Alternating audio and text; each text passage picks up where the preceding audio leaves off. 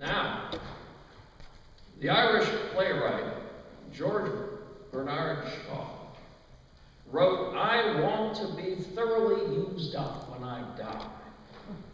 For the harder I work, the more I live. I rejoice in life for its own sake. Life is no brief candle to me.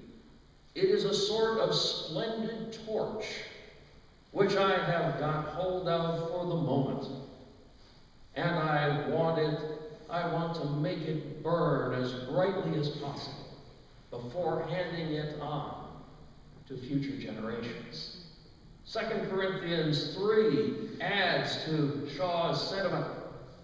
"Since we have such a hope, we are very bold." In Leviticus, God calls us to be bold and to live. Doing so, we become secure in a fearful age by our obedience to God. It was so for the people of Israel long ago, and it is so for us today. But how does it work? I need to begin with a warning, sort of a Surgeon General's warning for you.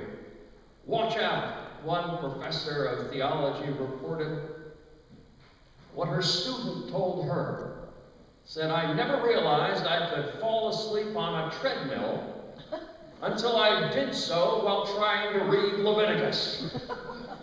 Beware. Be careful when you read this book. This has been the book of the Bible that has broken many a vow to read the Bible from the beginning through to the end, because of all those laws, one after the other after the other. But if you approach them with an eye for detail, you can make it.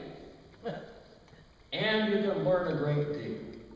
We begin today's reading with God speaking to Moses, telling him to tell his congregation, the whole people of Israel,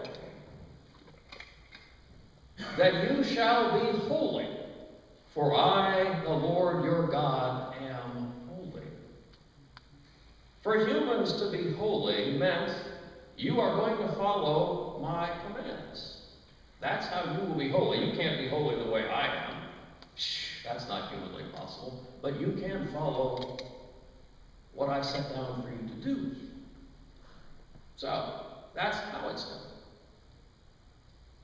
It's about obedience, which has benefits, as we shall soon see. You see, the people of Israel believe that God brought order to the universe. His understanding of the universe is that basically it's good whenever things stay in their bounds. When the rivers don't flood the shores, when too much rain doesn't fall from the sky, things are ordered. And this is good. And this is what he wants for society as well. Order. When it is missing, you have chaos. And there were many chaotic societies surrounding the people of Israel. But God created the order in the world, the night and the day, the land and the sea to be maintained, for things to stay in their place, and when they did, this was good. And this applied to the Israelites as well. Maintain God's laws, and life will remain ordered, and life will flourish.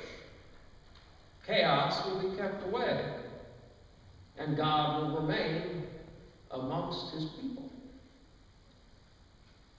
We saw an example of order brought to chaos in yesterday's funeral. It followed an orderly process for the grieving and the remembering of Helen, and it gives a family a structure to work with when they are grieving in this chaotic moment when they have lost a loved one. Order has been brought to chaos. In obedience, people become holy and flourish. It goes further. Living holy lives by God's ways brings safety to the community. Safety comes when the place that you're living has peace. And peace is created by following God's beneficial laws. Ways that support everyone, that provide mercy, hope, and justice for all. The prophets go on to emphasize that holiness comes about through social justice. It reduces conflicts, which reduces fear, which reduces chaos, which brings safety through merciful holiness. This is good to know in any uncertain age. Holiness pays off. For those who are convinced, the question then becomes, well, what does it take? What do you have to do to be holy? Now I want you to remember that Israel was an agrarian society. They lived in many narrow valleys, and they had a lot of beautiful tiered gardens that went up the mountainsides. Beautiful rock walls that kept each terrace in and allowed them to have land to plant on where they really had very steep walls without them. Now, Moses told the farmers, I want you to make sure to leave some of your crops at the edges of your fields. This is what God wants. Those crops at the margins are for the poor and for travelers who are coming through, for resident aliens who are without resources. This is a moral obligation you have because God has given you so much. God has given you an abundant crop, therefore you leave some for the poor and the travelers so that they can come and pick it themselves. They can come and do the work. They'll clear out the rest of your field, and they will have something to eat. They'll be able to feed themselves. Now, how does that look today? Well, in one sense, we did that this last summer. We had the youth garden. And at the end of the season, we took down the fence and invited anyone who was hungry to come in and harvest the rest of the crop, and it was abundant. God had treated us well. Our farmers had done a wonderful job. And people came, and they were fed. Farmers today are doing this in a different way. There's a lot of harvest that is lost. It's wasted. Either the food doesn't look pretty enough to be sold, or it's just too much. It's more than they can sell. And so they are turning to organizations that feed the hungry and giving what's remaining to them. It's very much like the gleaning of old. Restaurants like Panera Bread are turning over what they have at the end of the day left over. The bread, they don't use it another day, and so they turn it over to churches and other organizations so that they can help feed those who hunger as well. Now some businesses are turning towards a variety of ways to deal with poverty. Everything from a living wage to affordable child care and active apprenticeships in their company that will help raise up the poor through their own work, allowing them to make a sustainable wage and allowing them to improve their conditions as they learn new jobs. Next, following this series of rules, are things designed to make life smoother for everybody. You don't steal.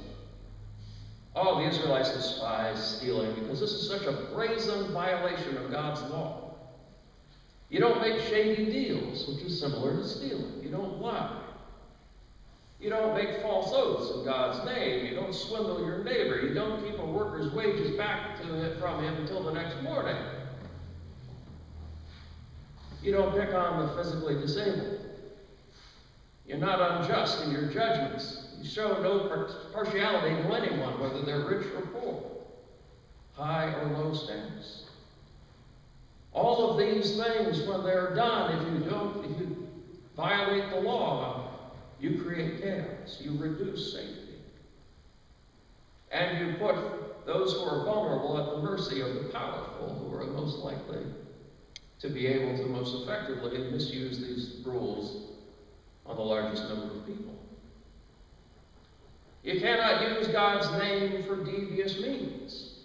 In other words, you can't tell others, well, God said to me, you have to do what I said, in violation of the law. So, you must not pick on the economically or the physically disadvantaged in society. The housing crisis, where loans were made to people who couldn't pay them off, is a perfect example. It led to the housing crash that began in 2006, reached its worst in 2012, and no one felt safe during this time. If you want peace and safety, you have to follow God's ways. You need to work to ensure that all are able to live and none are weak. The disadvantaged are not preyed upon by others. That's our job. Further, the law needs to be blind. You never provide one law for the rich and another for the poor. The rules work today both inside and outside the church's walls. We get to spread peace and safety everywhere by being holy ourselves to the best of our abilities, following God's beneficial rules with everyone we meet. God's rules in the end section include, don't hate your kindred in your heart. Don't do that. It points out that if your neighbor has gone astray, whether your neighbor is rich or poor or whoever he is on the spectrum, you need to bring this to the neighbor's attention in love. Because otherwise you're going to be drugged down in guilt by association. If someone in your community is being unsafe, more people in your community will become increasingly unsafe. You need to speak out about that, but you need to speak out about it with love. You can't be like the Pharisees and just beat somebody over the head with the rules or make them feel foolish. And I have a perfect example of this from a friend of mine, a colleague who's been in ministry a lot longer than I have, and he talked about his first job in ministry, and he went to visit one of his people who was sick. And when he was driving up, the neighbor ran out of the house, jumped into the car, and drove away really quickly. And the pastor asked, well, what's that all about? He says, oh, pastor, the previous pastor would come into the neighborhood and just tell everybody how awful they were and that they were going to hell. He would speak truth and not with love. And so now people flee when they see the pastor coming. So, be careful how you speak truth to others, or you'll find yourself abandoned very quickly. So, and in the conclusion of the passage, if you live in all these ways of mercy, justice, and kindness, love will lead to security, and you will fulfill the greatest of all the commandments. Love the Lord your God, and love your neighbor as yourself, which Jesus would repeat further down the road. So you follow the laws of God, the merciful laws and rules, and you'll end up doing the two greatest commandments.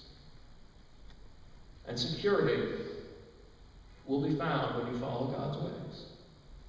It brings order out of chaos, even when situations seem dire and unsolvable. And I know you're sitting out there thinking, oh, the pastor's being Pollyanna-ish about this. This can't really work. Well, let me give you an example. Taken from the American Baptist International Ministries, it's the story of Reverend Dan Buttry, who was working with Boaz Kirbarak, a man with a very unfortunate job. He was 22 years old. He's an unpaid state-appointed worker who was charged with being a peace commissioner in the Turkana region of northern Kenya. He was trying to bring peace between two warring tribes. They had a real problem there. They were fighting over cattle rustling. You see, there was this tradition that to get married, a young man had to bring 20 or 30 head of cattle to the father as a bride price. Well, nobody owned more than 2 or 3 head, but they all owned AK-47s and had a penchant for violence, so they would steal cattle from everybody else so they could get married. And this led to a lot of unnecessary violence and in death. Now, Buttry was training Kirbarak in a Bible-based peace program, a way to live differently, following God's rules. And once he was trained, you'd think the man would have walked away, because right as he was finished training, 130 people were killed in that region because of escalating violence. But Kirbarak went in, and he worked with the tribal elders to de-escalate the violence in that community, to keep things from exploding in a large way, to get them following the laws of God that were peaceful and would bring safety to the region. And as it turned out, the cycle of violence ended. God's ways were honored, peace and safety came to this war-torn region, and they received a blessing from God. Now in that area you have a multi-tribal congregation planted that's committed to reconciliation, in a place where people were at each other's throats previously.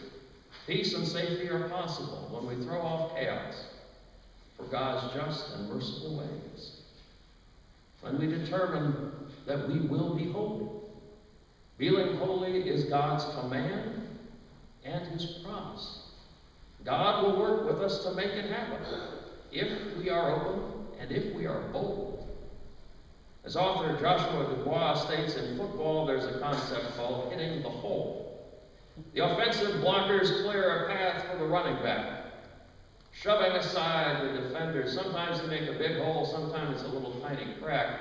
But as soon as the running back sees any kind of daylight, he is to hit that hole with speed, ferocity, and determination. Any running back that chooses not to do so, out of nervousness or fear, prudence, or apathy, will soon lose his shot or be traded to another team. We are called to hit the holes that God creates for us each and every day. Our opportunity is to be holy. We're to do it at full speed, with determination. We're to be bold, to be fearless, trusting God, believing that living in God's ways will be a way to bring safety and peace and grow a better world around us. That's what it takes to be holy. The question for each and every one of us every day is it worth it? It's a question each of us must answer for ourselves. Let's take a moment for silent reflection.